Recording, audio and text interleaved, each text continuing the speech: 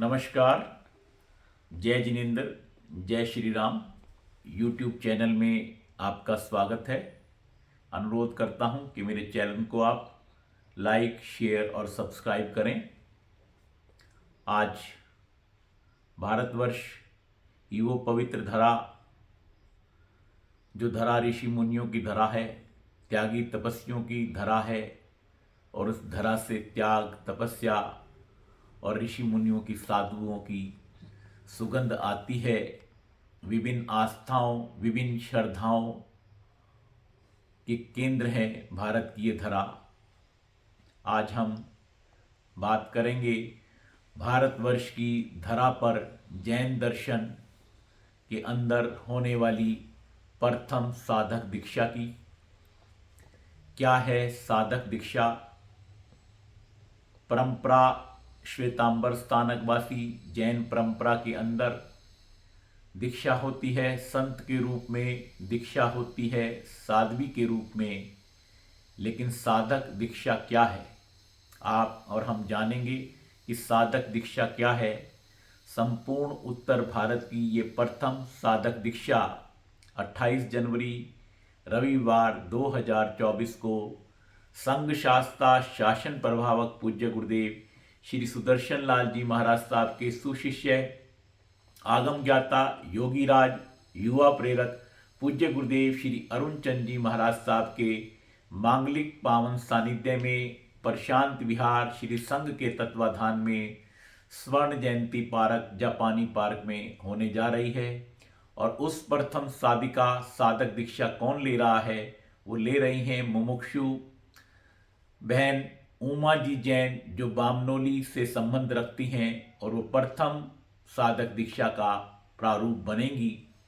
साधक दीक्षा जो हमारे परम पूज्य आचार्य भगवान श्री काशीराम जी महाराज साहब, शरदे गुरुदेव शताब्दनी, गुजरात के संत शरदे श्री रतन चंद जी महाराज साहब का लगभग सन 1936-37 के अंदर एक विजन बना कि भारतवर्ष में धर्म प्रचार की दृष्टि से एक व्यवस्था ऐसी बने जो संत और श्रावक के बीच की व्यवस्था हो, क्योंकि संत की अपनी समाचारी हैं और समाचारी के कारण दूरस्थ क्षेत्रों में, ऐसे क्षेत्रों में प्रचार नहीं हो पाता जहां वाहन की बिगड़ पहुंचनी कठिनता रहती है।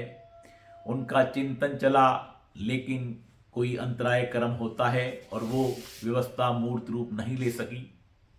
हमारे शरदे गुरुदेव योगी राज श्री अरुण चंद जी महाराज साहब का भी लगभग 1 दशक से इस विषय पर चिंतन चल रहा है कि जन शासन की प्रभावना का वो प्रारूप जिसमें धर्म भी हो, साधना भी हो, लेकिन जिन शासन की प्रभावना के लिए विचरण अधिक से अधिक हो सके, वो कैसे प्रारूप बनेगा। तो साधक दीक्षा का ये प्रारूप उनके चिंतन, उनके विजन का ही प्रतीक है।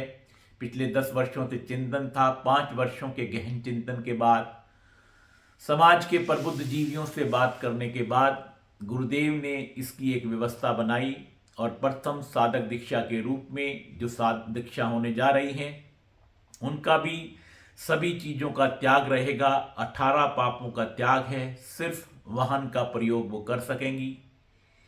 मुख वस्त्रिका हाथ में रहेगी। धर्मस्थलों पर मुख वस्त्रिका लगाई जाएगी, और जब वाहन का प्रयोग होगा मुख वस्त्रिका मुख पर नहीं रहेगी।